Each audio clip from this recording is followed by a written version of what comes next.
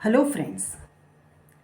ऐसा नहीं हो सकता कि हम गलत का साथ देते रहें और ईश्वर हमारा साथ देता रहे। जैसे ही हम गलत के साथ खड़े होते हैं, ईश्वर हमारे सामने आ जाता है। फिर हमारी लड़ाई सामने वाले से नहीं, ईश्वर से शुरू हो जाती है। और इस फ्रंट पर हम इतनी गलतियां कर रहे हैं कि हमें बड़ी गलतफहमी है कि हम बड़े धार्मिक हैं, हम सनातनी हैं, हम इस धर्म के हैं, हम उस धर्म के हैं। जबकि किसी भी धर्म का व्यक्ति अगर गलत के साथ खड़ा होता है, गलत का साथ देता है, चाहे वो उसका अपना बेटा ही क्यों ना हो, तो अगर वो किसी के साथ दुष्टता करके आता है, अगर वो किसी के साथ गलत करके आता है और हम उसका साथ देते हैं, तो फिर हमारी लड़ाई सामने वाले से नहीं, हमारी लड़ाई ईश्वर से शुरू हो जाती है। क्योंकि ईश्वर का धर्म कोई नहीं है, ईश्वर की जाति कोई नहीं है। हर जीव, हर प्राणी, हर वस्तु वो ईश्वर में ही समाई हुई है, वहाँ ईश्वर ही है। तो जब हम गलत के साथ खड़े हो जाते हैं, तब ये समझिए हमारी स्थिति बहुत डाउन है। अगर हम गलत का साथ दे रहे हैं अपनी जाति के नाम पर, अपने धर्म के नाम पर, अपने परिवार के नाम पर, अगर हम गलत के साथ खड़े हैं या अपनी पॉलिटिकल पार्टी के नाम पर अगर हम गलत के साथ खड़े हैं, तो इसका मतलब हमें ईश्वर का ई भी नहीं पता है। हाल ही में एक न्यूज़ सुनी कि एक सो कॉल्ड नीची जाति का व्यक्ति, वो पायलट हैं और वो एरोप्लेन उड़ाने जा रहे हैं। तो उनको कहा जाता है कि तुम इस जाति के, तुम एरोप्लेन उड़ाओगे? तो वो जाति जो ऊंची और नीची बनाई हैं, वो ईश्वर ने बनाई हैं? किसने कह दिया आपसे कि ये जाति नीची है और वो जाति ऊंची है? Cleanliness is next to godliness. एक कहावत है, cleanliness is next to godliness. मतलब ईश्वर के बाद किसी का स्थान है तो वो सफाई का है। तो सफाई जो करता है वो नीची जाति हो गई, जो गंदगी करता है वो ऊंची जाति है, और जो उस गंदगी को साफ करता है वो नीची जाति है। तो ये एक ही बात पकड़ लीजिए कि अगर हम अन्याय का साथ देते हैं, चाहे वो मेरा अपना बेटा ही क्यों नहीं है, अगर हम अन्याय का साथ देते हैं तो लड़ाई हमारी ईश्वर से है, और ये लड़ाई हम कभी जीत नहीं पाएंगे। इसमें हमारी हार ही निश्चित है। कभी कभी हमें लगेगा कि नहीं, हमने दबा लिया, पीट लिया, मार लिया, कंट्रोल कर लिया, तो भी ईश्वर के 1000 तरीके हैं, 1000 हाथ हैं हमसे लड़ाई करने के, हमें सबक सिखाने के। वो किसी भी रूप में हो सकते हैं। वो आने वाले जीवन में दुख दर्द के रूप में हो सकते हैं, दरिद्रता के रूप में हो सकते हैं। जिसको हमने सपोर्ट किया गलत काम में, चाहे वो हमारा बेटा ही है, वही हमारे दुख का कारण हो सकता है। और अगर एक जन्म में हमारे किए हुए कर्मों का फल बराबर नहीं होता है, तो हम इसको जन्मों जन्मों तक भोगते रह सकते हैं। ये ईश्वर को कोई जल्दी नहीं है, उसे कोई जल्दी नहीं है कि तुमने आज भी गलत काम करा, कल भी करा, परसों भी करा, पूरी ज़िंदगी करते रहे, तो वो 10 जन्मों तक, 100 जन्मों तक तुम्हें इसका फल देता रह सकता है। और फिर इंसान जब ऐसे परिस्थितियों में फंसता है या ऐसी जगह जन्म ले लेता है, तो फिर नरक भोगता है, तब वो बड़ा गुस्सा करता है कि मेरे साथ ऐसा क्यों हो रहा है। आज ही मैं एक वीडियो देख रही थी, एक व्यक्ति हैं वहाँ, वो कोई जो मानवाधिकार वाले लोग आए हुए हैं उस घर में, और वहाँ एक व्यक्ति हैं, वो तो ठीक लग रहे हैं थोड़े, लेकिन उनसे कहा अपना घर दिखाना, तो बोले अरे क्या देखोगे, तो कचरे का डिब्बा है, कचरे का डिब्बा है। खैर उन्होंने कहा दिखाओ, लाइट जलाई, घर अच्छा खासा है, 3 रूम का वो शायद फ्लैट है, लेकिन उसमें भाई इतनी कपड़े, रस्सियाँ बंधी हुई, और पता नहीं क्या क्या गंदा कि कभी साफ़ ही नहीं किया गया हो। फिर वो कहीं वो किचन है उसमें ले जाते हैं। फिर एक लड़का है उनका, वो एक और अंधेरे कमरे में पड़ा है, वो बेड से उठ नहीं सकता है और वहीं उसका कुछ वो सब मलमूत्र सब वहीं होता है और उसको भी ठीक से कराने की कोई सुविधा नहीं है। और जो वो बात करने गया है व्यक्ति, वो वहाँ सांस भी नहीं ले पा रहा है। और जब उनसे कहा गया हम आपकी सहायता करने आए हैं, हम आपको शिफ्ट कराते हैं, तो दोनों बाप बेटे बोलने लगे, लड़ने लगे, बिल्कुल तैयार नहीं हुए। तो यहाँ वो जो जीवन मैंने देखा, मतलब मुझे स्मेल नहीं आ रही थी, बट मेरा मन बहुत ख़राब हो गया उसको देखकर, वीडियो देखकर ही। तो वो भी एक नरक है। अब वो नरक क्यों भोग रहे हैं? उसकी पत्नी का भी देहांत हो गया है, वो भी बहुत टाइम बेड पे रही। उनकी बेटी का भी देहांत हो गया है, वो भी बीमार रही और बहुत ही अजीब हालत है घर की और उनकी खुद की भी। तो ये नरक है। वो जो लड़का है, वो जो असहाय अवस्था में बेड पे पड़ा है, लेकिन उसके जो तेवर हैं वो अभी भी बहुत हाई है, बहुत उल्टा सीधा वो बोल रहा था। तो देखिए ये चीज़ों का भगवान हमें ऐसे नरक देता है। ये नरक है। नरक कहीं ऊपर नहीं है, नरक स्वर्ग कहीं ऊपर नहीं है। यहीं जन्म लोगे और यहीं इसी तरह से असहाय अवस्था में रह करके जीवन में नरक भोगोगे। उसके पैर भी कुछ अजीब से थे लड़के के और वो उठ ही नहीं सकता था और 10 साल से वो वहाँ पड़ा था। उसके कपड़े भी, बेड भी शायद वो करे कि कभी बदला ही नहीं गया है। क्या ही कंडीशन रही होगी। तो नरक भोगने के लिए आपको इसी धरती पर आना पड़ेगा, इसी शरीर में आना पड़ेगा, मानव शरीर में या किसी जानवर के शरीर में। जब मैं स्ट्रीट डॉग्स देखती हूँ, सड़क के कुत्तों को देखती हूँ कि वो उसकी स्थिति कैसी है, वो भी कोई भोग कर रहा है, क्योंकि जब कोई उसे खाना देगा तभी वो खाएगा और पानी का भी उसके पता नहीं है। और पता नहीं वो जंगल में भी कुछ नहीं खाते हैं, जंगल में भी शायद कुछ उनके लिए नहीं होता है। तो मुझे जो स्ट्रीट डॉग्स होते हैं उनकी स्थिति देखकर मुझे लगता है कि ये किसी पिछले कर्म का भोग ही कर रहे हैं। तो यहाँ खैर बात आज मैं कर रही थी कि हम जो अपने आप को बड़ा धार्मिक मानते हैं, तो हम धार्मिक क्या मानते हैं कि जो परंपरा से हमने पूजा पाठ सीख लिया है, वो बस हम इस वजह से करते रहते हैं कि कहीं कोई ईश्वर होगा तो वो नाराज़ ना हो, बस इतना पर्पस है। खुश होगा ये तो हमें यकीन होता नहीं है ज़्यादा। अगर ईश्वर के नाराज़ और खुश होने का हमें यकीन हो जाए तो हम किसी के साथ कभी गलत नहीं करेंगे और ना ही हम कभी गलत का साथ देंगे। पहले तो ये बहुत अच्छे से समझ लो कि अगर आप ये मानते हो कि मैं ऊंचे धर्म का हूँ या मैं ऊंची जाति का हूँ, तो ईश्वर के लिए ना कोई धर्म ऊंचा है नीचा है, ना कोई धर्म अलग है, ना कोई जाति अलग, उसके सब हैं। वो उसके 8, 10, 15, 20, 100 बच्चे हैं। तो अपने बच्चों को इंसान सभी को प्यार करता है। तो अगर आप किसी के साथ, पहली बात तो आपने खुद को ऊंची जाति का मान लिया, भाई किसने सर्टिफिकेट दिया है। एक और बेसिक गलती हुई है, देखिए कहीं अगर सिस्टम में ही गड़बड़ हो गई है, मान लीजिए मैं अपनी प्रॉपर्टी अपने बेटे के नाम करना चाहता हूँ, लेकिन वो बेटा ही किसी ने बदल दिया है, तो अब मैं कुछ भी करूँगा वो तो सब गलत ही है ना। जब बेटा ही बदल गया तो फिर तो जो भी कुछ मैं करूँगा वो गलत ही है। तो ऐसे ही जब हम ईश्वर को ही नहीं मान रहे, जाति धर्म के नाम पर जो हम भेदभाव कर रहे हैं, हम ईश्वर को ही नहीं मान रहे। तो जब हम ईश्वर को नहीं मान रहे तो धर्म कहाँ बचा फिर? धर्म का एक जो सबसे ज़रूरी चीज़ है, इंग्रेडिएंट्स है, वो है ईश्वर। तो जब हम ईश्वर को ही नहीं मान रहे तो धर्म कहाँ बचा? धर्म तो बचा ही नहीं और ईश्वर से तो हमने लड़ाई मोल ले रखी है।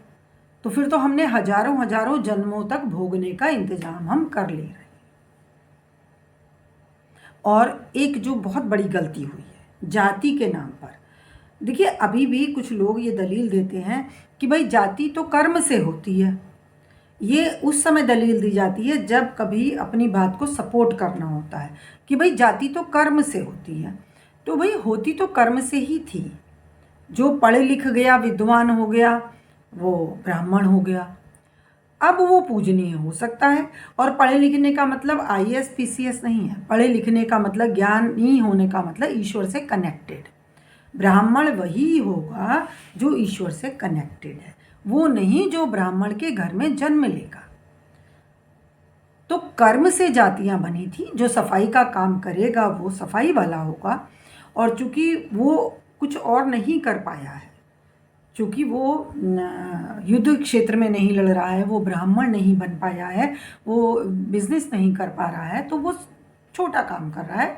छोटा मान लिया, वैसे तो कोई काम मैं छोटा बड़ा नहीं मानती हूँ, लेकिन वो जन्म से नहीं कर्म से था। तो जब हमने बेसिक यही गलती कर दी तो फिर हम कहाँ धर्म फॉलो कर रहे हैं? भाई जाति कर्म से होनी चाहिए। डॉक्टर कर्म से होगा या फिर एक जन्म से डॉक्टर हो जाएगा? एक डॉक्टर बन गया तो फिर उसके परिवार के सारे लोग डॉक्टर माने जाएंगे? तो आप बताइए, क्या ये व्यवस्था सही है? जब व्यवस्था ही आपने गलत कर दी, अब आप उस चीज़ को तो छोड़ दिया, चलो भाई अब तो जन्म से ही होता है, तो भाई जन्म से ही डॉक्टर होगा तो बताओ चीज़ें कैसे सही हो जाएंगी? कैसे वो सही इलाज कर लेगा? कैसे वो सही हॉस्पिटल चला लेगा? उसकी क्या समझ में आएगा? तो जब ये पहला स्टेप ही गड़बड़ हो गया तो फिर आगे तो धर्म बचा ही नहीं ना। अब किसी डॉक्टर के बेटों को आप डॉक्टर मान मान के उनसे इलाज कराते रहोगे, जिन्होंने सीखी ही नहीं है। मान लो उन्होंने सीख ली तो कोई हर्ज नहीं है। मैं यहाँ परिवारवाद को भी, मैं कई बार थोड़ा सा लोग इसको गलत समझते हैं। भाई एक डॉक्टर का बेटा है, अगर वो सीख के डॉक्टर बन गया है तो कोई हर्ज नहीं है, वो डॉक्टर बन सकता है। लेकिन जन्म से वो डॉक्टर होगा, ये तो गलत बात है। ऐसे ही जो जन्म से ब्राह्मण हो जाता है, जन्म से शूद्र हो जाता है, जो होता रहा है, जन्म से बच्चे को हमने पढ़ने नहीं दिया, स्कूल में नहीं जाने दिया, आज भी लोग कहते हैं। अभी वो एक और वीडियो आ रही थी कि वो गाड़ी चलाता है शायद, जो सो कॉल्ड लो कास्ट का है, तो जो सो कॉल्ड हाई कास्ट, वैसे मेरे हिसाब से तो जिसके कर्म हाई है वही हाई है, कर्म से ही होता है। तो वो कहता है कि भाई तुम गाड़ी चलाओगे, हमारे बराबर खड़े हो गए। उसे पीटता है, मारता है, उनकी औरतों के कपड़े फाड़ता है, उसकी लड़की के बाल काट देता है। बहुत ज़्यादा वो आ रहा था। तो भाई तुम ऊंचे कहाँ से हो? कर्म तो तुम्हारे नीचे हैं। जब तुम्हारे कर्म नीचे हैं तो फिर तुम ऊंचे कैसे हो? फिर ईश्वर तुम्हारे साथ कैसा होगा? देखिए यहाँ मैं पक्ष किसी का नहीं ले रही हूँ, मैं अपनी स्थिति को सुधारने की बात कर रही हूँ। तो जो इस गलत फहमी में है कि हम ऊंची जाति के हैं या हमारा धर्म सबसे अच्छा है, जन्म से कुछ नहीं होता है, आपके कर्मों से होगा। क्या आपका ईश्वर से कनेक्शन हुआ है? क्या आप सचमुच ईश्वर से कनेक्टेड हैं? क्या आप ईश्वर में मानते हैं? अगर मैं ईश्वर में मानूंगा, अगर मैं माँ को प्यार करूँगा तो मुझे अपने छोटे भाई का ध्यान रखना पड़ेगा। अगर मैं छोटे भाई से नफ़रत करता हूँ, उसका हक मारता हूँ, उसको सपोर्ट नहीं करता हूँ, तो मैं माँ को खुश नहीं कर सकता। माँ फिर छोटे भाई के साथ ही जाके खड़ी होने वाली है। तो अगर मैं माँ को समझता हूँ, माँ को जानता हूँ, तो मैं कभी भी अपने छोटे भाई के साथ अन्याय नहीं करूँगा, ना ही अन्याय में उसका साथ दूंगा। अगर छोटा भाई दुष्टता कर रहा है, दुष्ट है, तो मैं उसका साथ नहीं दूंगा। अगर मेरा ईश्वर में विश्वास है तो ये भी एक विषय है कि हम ईश्वर में कितना विश्वास है। देखिए मैं ध्यान की बात करती हूँ, लेकिन बहुत लोग ध्यान पे ध्यान नहीं देते हैं। क्यों? क्योंकि उन्हें ईश्वर में विश्वास ही नहीं है कि ईश्वर कुछ करेगा, ईश्वर कुछ होता है, वो कुछ कर देगा, इस बात में विश्वास नहीं है। वो आदतन कुछ पूजा पाठ जरूर कर रहे हैं और कुछ दिखाने के लिए कर रहे हैं, कुछ समाज में अपनी पोजीशन बनाने के लिए कर रहे हैं, कुछ परिवार में अपनी पोजीशन बनाने के लिए कर रहे हैं, और कुछ इसलिए करते हैं कि चलो भाई कहीं होगा ईश्वर तो कुछ हमारा बुरा ना करे, तो कर लो, जो नियम बताए हैं वो कर लो। और इसीलिए बहुत लोग बहुत बार नहीं भी करते हैं, क्योंकि उनका विश्वास ईश्वर में है ही नहीं। तभी तो कई बार पंडित को उल्टा सीधा बोल देते हैं, कहते हैं पंडित जी जल्दी करो, हो गया बस, जल्दी जल्दी करो। और सही भी करते हैं, क्योंकि वो पंडित भी कितने ज्ञानी हैं, वो भी कितना कनेक्टेड है, या उन्होंने भी रट रट के कुछ, बस वो भी अपना पैसे बना रहे हैं।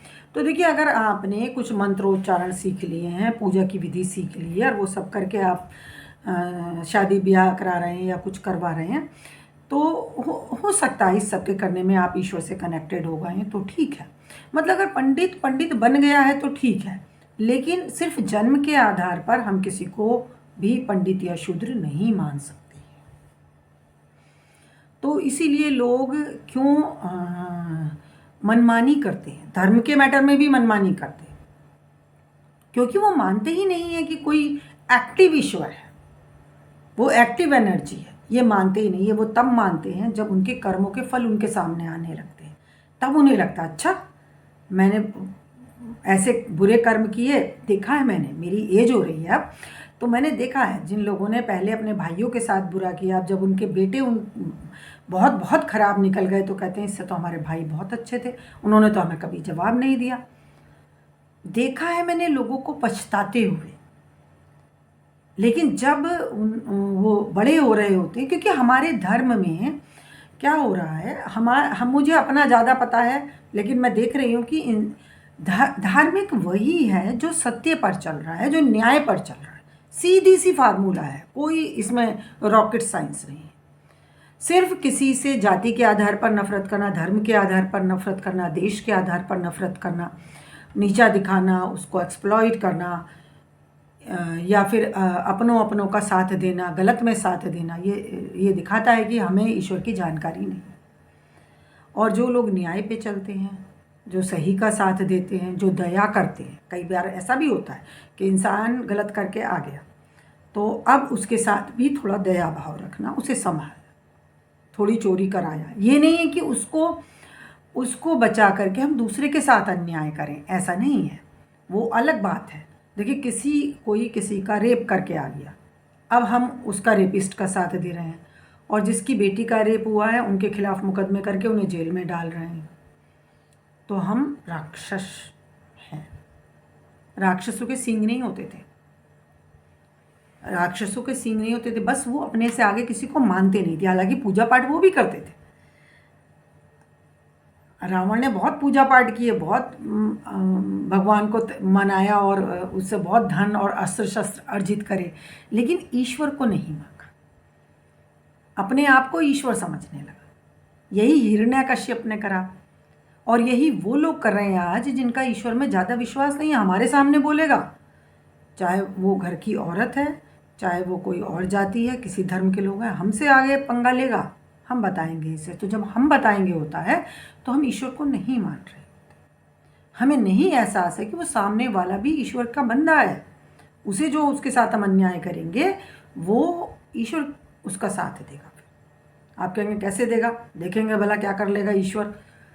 आप उसे मार दीजिए, आप कर सकते हैं, आपके अंदर ताकत है, आप उसे मार सकते हैं, उसकी औरत की इज्जत उतार सकते हैं, उसकी स्त्री के बाल काट सकते हैं, आप कर सकते हैं, आप कर दीजिए, लेकिन फल फिर आपको भोगना पड़ेगा। ईश्वर आपको अगर नहीं रोक पा रहा है या नहीं रोक रहा है तो होगा उसका कोई पर्पस। हो सकता है सामने वाले के भी भोग हों, सामने वाले ने आपको पहले कभी इस तरह से बेइज्जत करा हो तो आज आप कर रहे हैं, ये भी हो सकता है। पहली बात तो यही नहीं पता कि क्या शूद्र शूद्र है, जिसे आप नीची जाति का कह रहे हैं वो नीची जाति का है क्या, जिसे आप हिंदू मुस्लिम ईसाई कह रहे हैं क्या वो उस धर्म के हैं भी, कहीं वो पहले आपके धर्म के तो नहीं थे, आप कहीं उनके धर्म में तो नहीं थे। देखिए कैसे हो जाता है। आज जिन्हें हम पाकिस्तानी कहते हैं तो उसमें से बहुत सारे तो हिंदुस्तानी हैं, क्योंकि वो हिंदुस्तान से जाके बसे हैं पार्टीशन के टाइम पे, और जिन्हें हम हिंदुस्तानी कहते हैं वो बहुत सारे पाकिस्तानी हैं, क्योंकि वो पार्टीशन के समय पाकिस्तान से आके बसे हैं। तो जाने अनजाने हम हिंदुस्तानियों के दुश्मन हैं। जब हम पाकिस्तानियों के दुश्मन बनते हैं तो हम बहुत सारे तो वहाँ हिंदुस्तानी हैं, हिंदुस्तान से जाके बसे हैं, और जिन हिंदुस्तानियों को हम सपोर्ट करते हैं वो बहुत सारे पाकिस्तानी हैं, क्योंकि पाकिस्तान से आके बसे हैं। तो जन्म मरण के चक्र में हमें ये तो पता ही नहीं चलता है कि जिसे मैं आज सामने वाले को टारगेट कर रहा हूँ, जिसके मैं आज बाल काट रहा हूँ, जिसका मैं रेप कर रहा हूँ, ये कहीं मेरे ही परिवार का तो कोई सदस्य नहीं थी पिछले जन्म में, मेरी ही जाति की तो नहीं थी। तो हर किसी में खुद को देखो, हर किसी में खुद को देखो, आप वहाँ हो सकते हो। तो देखिए, पिछले जन्मों में किए गए जो बुराइयां हैं, अपराध हैं, उनका तो हम दंड भोग रहे हैं, लेकिन आगे आप कोई ऐसे कर्म ना बनाएं। ईगो को जरा संभाल के रखें, ईगो बहुत बड़ी है। ये मेरे सामने मुंह खोलेगी, मेरी औरत है, ये सुनेगी कैसे नहीं। एक अभी सीरियल में मैं देख रही, अब मैं वहाँ मेंटलिटी देख रही थी कि मेरी छोड़ी हुई औरत किसी और से शादी नहीं कर सकती, चाहे मर जाए। मैं नहीं होने दूंगा उसकी शादी किसी और से, और खुद करके बैठा है दूसरी से शादी। आप यहाँ उसके मन की स्थिति देखिए क्या है कि क्योंकि वो मेरी औरत रही है, मेरी पत्नी रही है, मैंने भले ही उसे तलाक दे दिया है, लेकिन वो किसी और से शादी नहीं कर सकती। मार दूंगा उसे अगर उसने किसी और से शादी की तो ये देखिए कब्जा। तो वहाँ वो कहाँ ईश्वर को देख रहा है, कहाँ वो देख रहा है कि वो जो सामने जो स्त्री है, पहली बात तो मैंने उसे तलाक दिया, उसके साथ अन्याय किया, और अब वो किसी और से शादी कर रही है, मैं करके बैठा हूँ। तो यहाँ इंसान की स्थिति समझिए। वो अपने आप को एक पर्टिकुलर धर्म में मानते हैं, पर्टिकुलर जाति में मानते हैं, ईश्वर की वंदना करके आते हैं, तो उनकी वंदना कोई स्वीकार होगी? ऐसा दुष्ट बच्चा क्या माँ को स्वीकार होगा? वो ऐसा भी बच्चा हो सकता है कि सुबह उठते ही आदतन माँ के पैर छुए, फिर जाके बहन को मारे, भाई का हक मारे, माँ को भी उल्टी सीधी बोले, फिर हर रोज़ सुबह उठ के माँ के पैर छुए। ये हो रहा है हमारे साथ। ईश्वर का हमने ये तमाशा बनाया। हम क्यों? क्योंकि हमें वास्तव में कोई विश्वास नहीं है, कोई ईश्वर नाम की कोई चीज़ है। अगर जिसको ये विश्वास हो गया, वो किसी के साथ गलत कर ही नहीं सकता। वो हर बंदे को देखेगा, ये ईश्वर का बंदा है, अगर मैंने इसके साथ अन्याय करा, इसके साथ तू बोला, तो मेरी लड़ाई फिर ईश्वर से शुरू हो जाएगी, इससे नहीं होगी। तो हम धर्म में है नहीं, धर्म नाम का खोल रह गया, सांप की जैसे सांप निकल गया, केचुली रह गई है। क्योंकि जिस धर्म में से ईश्वर निकल गया, वो धर्म बचा ही नहीं है। और अगर बचा है तो उन लोगों के पास बचा है जिनका ईश्वर में विश्वास है। और जिनका ईश्वर में विश्वास नहीं है, जो सिर्फ जाति का साथ दे रहे हैं, धर्म का साथ दे रहे हैं, अपने परिवार का साथ दे रहे हैं, गलत में साथ दे रहे हैं, दूसरे पे अत्याचार कर रहे हैं, या स्त्री पे अत्याचार कर रहे हैं, या पुरुष पे अत्याचार कर रहे हैं, कोई भी हो सकता है। यहाँ स्त्री पुरुष की बात नहीं, क्योंकि ज़्यादा मात्रा में वैसा होता रहा है, इसलिए स्त्री का नाम ज़्यादा आता है। लेकिन और ईश्वर को कोई जल्दी नहीं। आप ये मत सोचो आप बच के निकल जाओगे, वो तो ऑटोमेटिक कंप्यूटर है, उसमें हर चीज़ रिकॉर्ड हो रही है। हर छोटे से छोटा एक्शन, हर छोटे से छोटी थॉट आपकी उसमें रिकॉर्ड हो रही है, और बारी बारी से जन्मों तक आता रहेगा। फिर आप चिल्लाते रहना, कुछ नहीं होने वाला। फिर आप बेड पे पड़े पड़े, वो जो लड़का मैंने देखा 10 साल से एक बेड पे पड़ा है, पैर टेढ़े मेढ़े हैं, और वो जो है मांग के कुछ खाते हैं, जबकि अच्छा खासा फ्लैट है उनका देखा जाए तो। इतने कपड़े उनके घर में, इतने कपड़े जो शायद लोग मर गए, उनके भी कपड़े अभी हैं। तो ये सब नरक हमें भोगना। ईश्वर को कोई जल्दी नहीं, आप करो जो आराम से कर रहे हो। तो ध्यान करो, ईश्वर का ध्यान करो, ईश्वर से ईश्वर को मांगो। हर इंसान को ईश्वर की संतान समझो, हर जीव को ईश्वर की संतान समझो। दूसरे धर्म के लोगों को, दूसरी जाति के लोगों को, अपनी स्त्री को टारगेट करने से पहले ये समझो, एक मच्छर को भी बिना मतलब के मत मारो। कोशिश करो उसे उड़ा दो, यह ऑल आउट लगा लो। और जब आप ऐसा डिसाइड कर लेंगे, तो ये चीज़ें भी आपको परेशान करना बंद कर देंगी। सिर्फ मन में डिसाइड करना है, आओ ईश्वर की शरण में चलें, आओ उसका ध्यान करें, अपने ऊपर दया करो।